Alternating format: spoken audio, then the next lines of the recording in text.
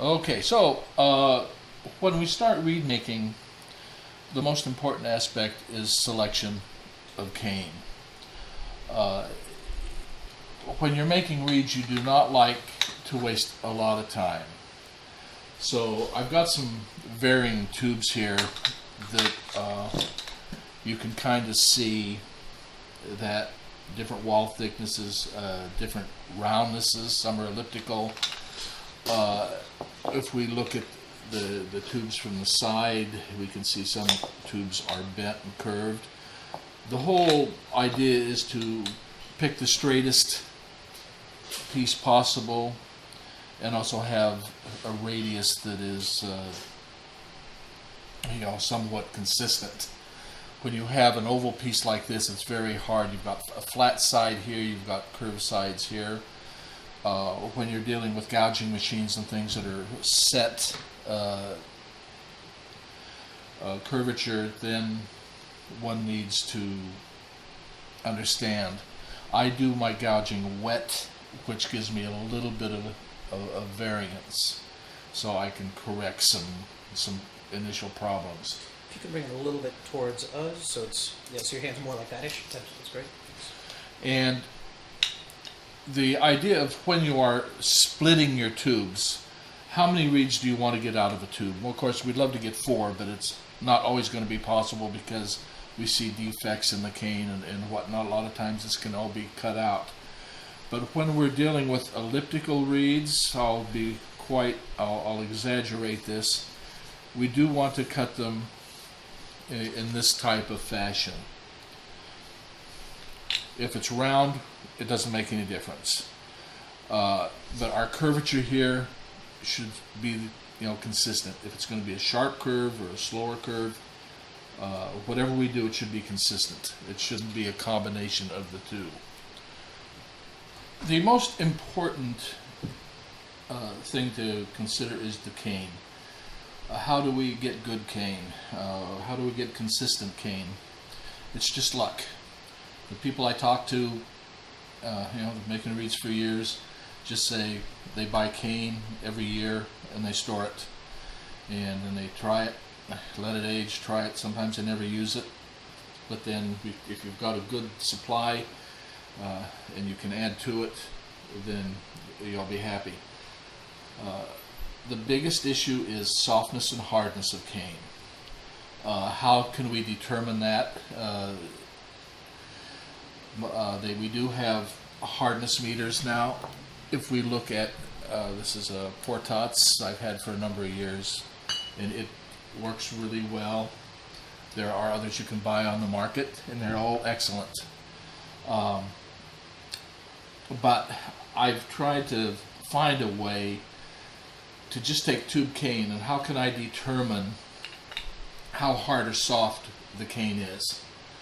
What I've done is I've taken a veneer caliper, a plastic one, and I've added a pin in it. You can kind of see the pin here, and this pin. Hold on one second. Just turn on a little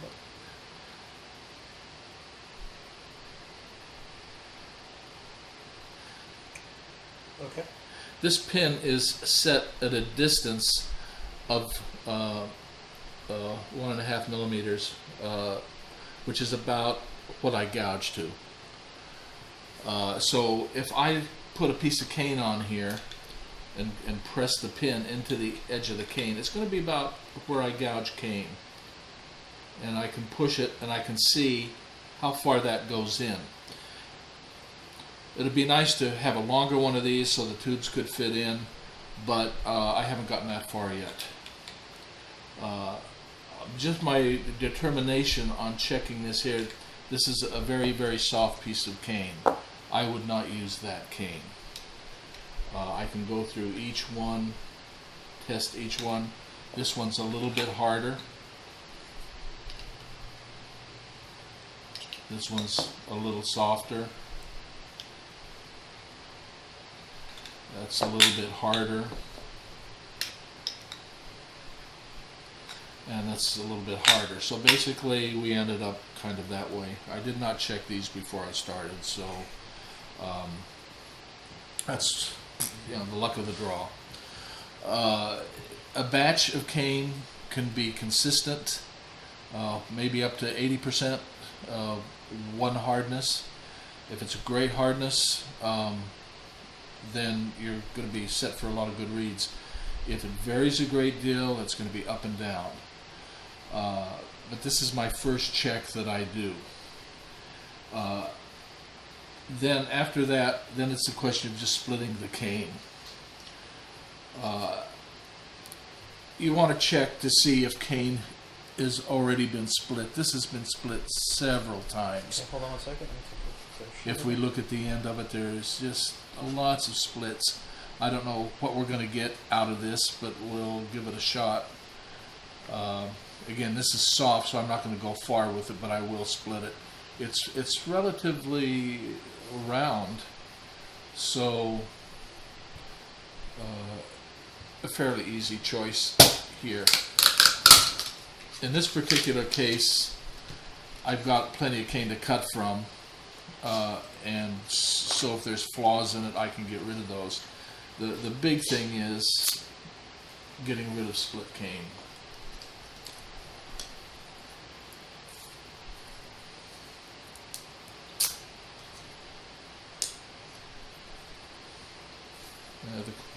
The crack always goes further than you think. Okay, so we have one piece here. We want to check, how straight it is. Let's pull that a little closer. Is it, yep, there you go. We need a straight edge to check the cane. We try side by side. We can see it bends out a little bit here. This side, you can see that the straightness is in here somewhere. If we do this, a flat check, it's really not too bad. But we do need to get the curves out as much as possible. Do you do any kind of radius check? I do not do a radius. I don't do a radius check because I gouge wet, and I'm just more interested in the hardness. And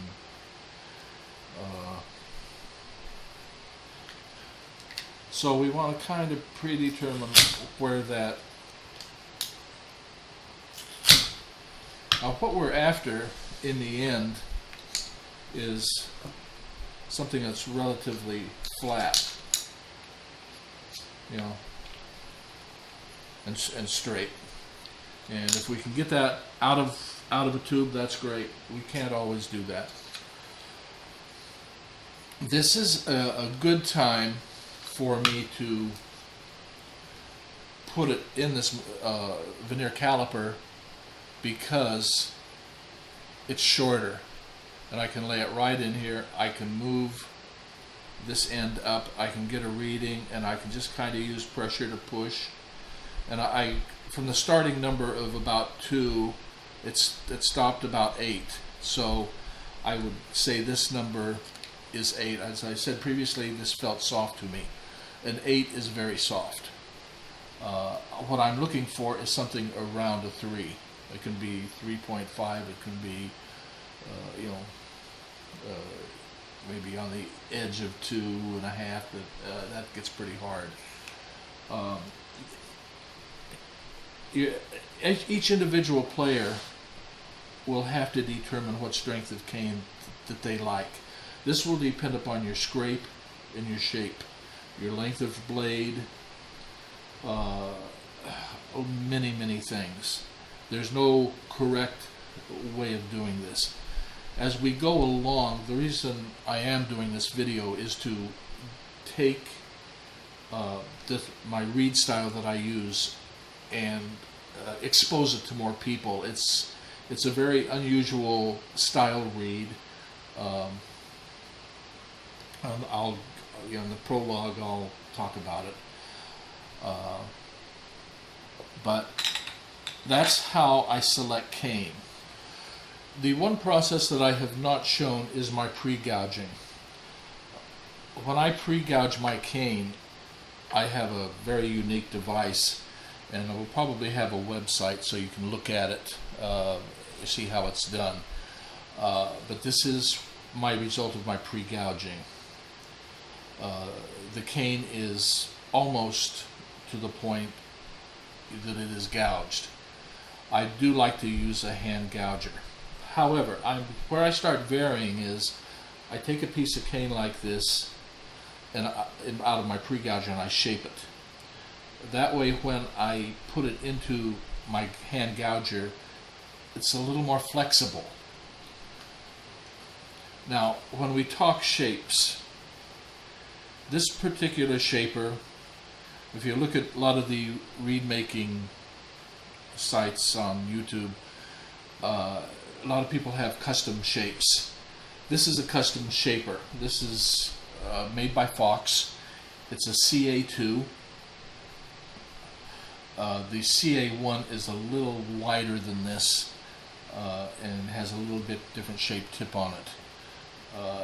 But where I got this, the idea of this from, when I was a youngster, I studied with Frederick Moritz here in Los Angeles, and I always recalled his reeds as being the most vibrant reeds I ever played on. You can slide it that way a little bit just because I'm losing it behind my feet. And so the other unique thing about Moritz's shape was he used what we call a wine bottle shape and a wine glass shape. I've even heard it called a Bavarian shape. But what you have here is it's a shape that has more belly here and not the straight sides like a French shape. We used a French shape for many, many years, most of my years of playing. But for some unknown reason, when I studied with Moritz, I found a machinist, and I asked Moritz if I could borrow his shaper to have one duplicated for myself. And he kind of chuckled, but he said, well, just tell me the machinist and I'll take it myself and have it done. This was a good opportunity for him to also have an extra shaper made for himself.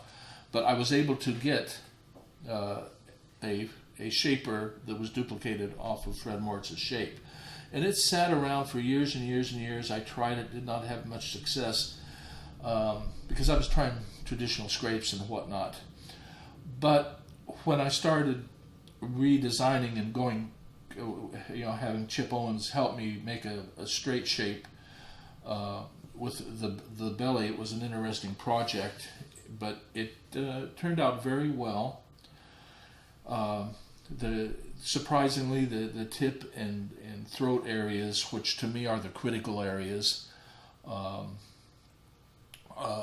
this shaper is about 9.3 millimeters in the narrow point of the throat, and when you clip the tip of the reed, it's about 15 millimeters, 1480 maybe is really where we want it, somewhere there.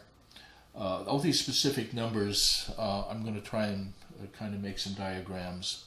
I do have some, but maybe we can get them on the end of the YouTube video. So, one of the comments that Moritz made to me after seeing the shaper tip, he says they did a very good job. They even got the defect. And if one looks incredibly carefully, you can see that the sides of this shaper are not identical. If you took it on a piece of paper, drew around it, and then turned it over and flipped it, you would see the difference. But one side here has a little more hourglass figure than that side.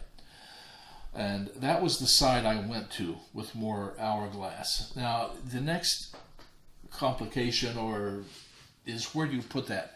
How far down this reed does it go? Does it go down to here? Does it go further? I opted to bring it down a little further than the reeds that I was familiar with. And I tend to like the sound that it gets a little bit better. And I also find that I can control intonation on the reed a lot better than a traditional reed. There's lots of advantages to this style of reed,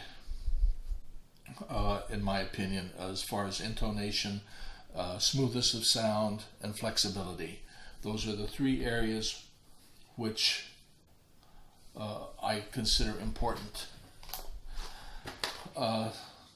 You want to make sure that your cane is at least as straight as it can be in the shaper.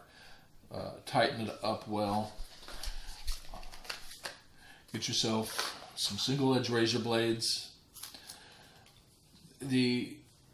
When I designed the shaper, one of the problems I always had was, why do we ream our reeds so much to put them on the bocal? So I designed a little more flare in the back of this so that you only need to really brush ream, just slightly the end of the reed to get it on your bocal. If you want it on further, that's okay. You can ream it out to your heart's content, but still have some type of a wall thickness that has some durability. But when you're shaping, currently blocked. If it can be a little bit more, yeah, there. Just cut and pull down in strips. When you start reaching this end, when you start getting close, you are going to have. We're blocked again. Sorry. Open. There we go. Yep. We are going to have to come up from the bottom here just a little bit, because we don't want to continue, or we're going to take cane out down this area.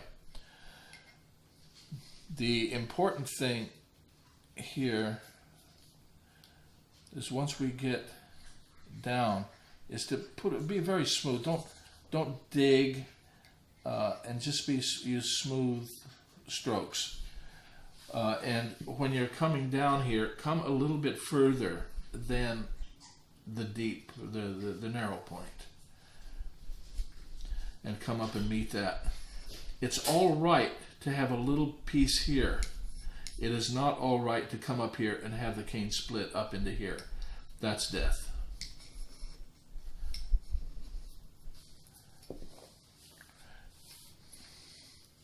We can continue to do this side. Sometimes I take kind of a big chunk off at first, and you got to be careful. Depends also how sharp your razor blade is. And I'm lifting a bit off the shaper. Okay, see, there's still more there.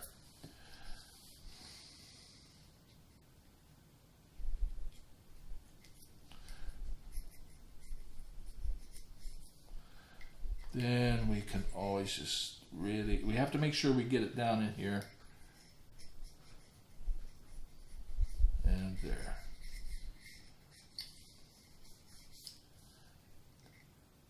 Just come in here, put that little notch so you know where to fold.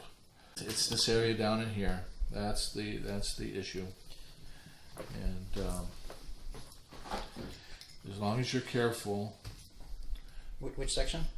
This lower section here is, if you come down here and that's not cut, you're going to dig it out. And you're going to pull off the end there. Yeah, you pull off the end. Is that a big deal? No, because you can bevel the reed and compensate for it.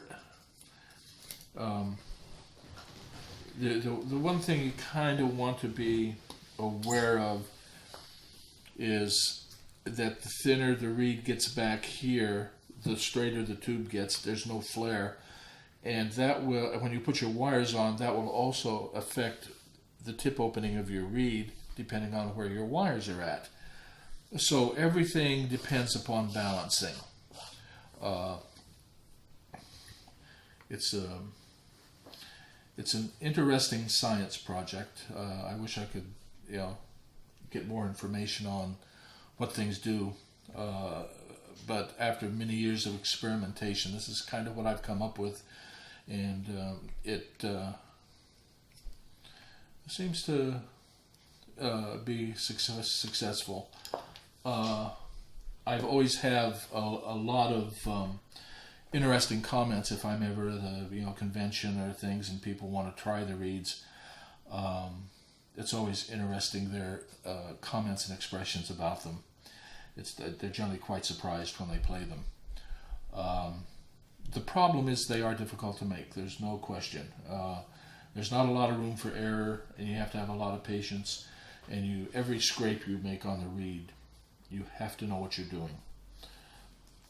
There's no guessing. So now we have a shaped piece of cane that needs to be gouged. Now,